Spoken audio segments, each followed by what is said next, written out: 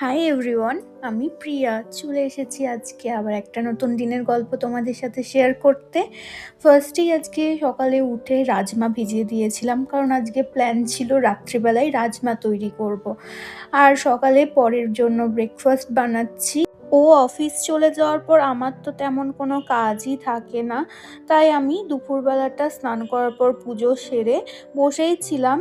দুপুরবেলায় আমি খাবারটা গরম করে নিচ্ছি। আগের দিন রাত্রের আমার তরকারি ছিল, সেটাও গরম করে নেব। আর একটা রুটি করে নিয়েছিলাম নিজের জন্য, আলাদা করে কিছু ভালো করতেই ইচ্ছে করে না, সেই জন্য রাতের জন্য যে তরকারিটা করি সেটাই একটু আমার জন্য রেখে দিই, যাতে দুপুরে আমি খেতে পারি।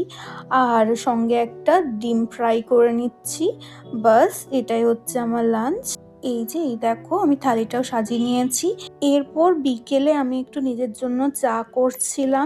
আমার বর মাঝে ফোন করে আমাকে বলেছিল ওর আসতে আজকে একটু লেট হবে, এই জন্য আমি একাই চা খাচ্ছিলাম আর জানলা দিয়ে আশেপাশটা দেখছিলাম। এখনো বেশ মিষ্টি রোদ ঝলমল করছে।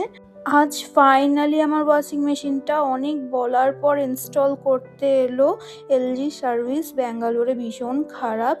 যাই হোক, আমি রাত্রের খাবারের প্রিপারেশন শুরু করে দিয়েছিলাম, রাজমা বানাবো তাই। এই যে আজকে অনেক দিন পর জামা কাপড়ও কেচে ফেলেছি অনেকটাই। ইতিমধ্যে বর ফিরে এসেছিল, তাই জন্য ওকে একটু চা বানিয়ে দিলাম। ফ্লিপকার্ট থেকে আর মিশো থেকে আমার দুটো পার্সেল এসেছিলো, সেটাও আনবক্সিং করে নিচ্ছি। এই যে এই কাটলারি সেটটা অর্ডার করেছিলাম, এতে ছিল কাঁটা চামচ আর নর্মাল স্পুন ছিল।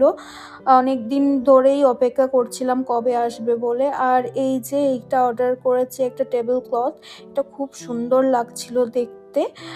আমার রাজমাটা প্রিপেয়ার করা হয়ে গেছে। রাজমার রেসিপিটা তোমাদের খুব শীঘ্রই আপলোড করে দেব। আজকে ডিনারে ছিল রাজমা আর রুটি।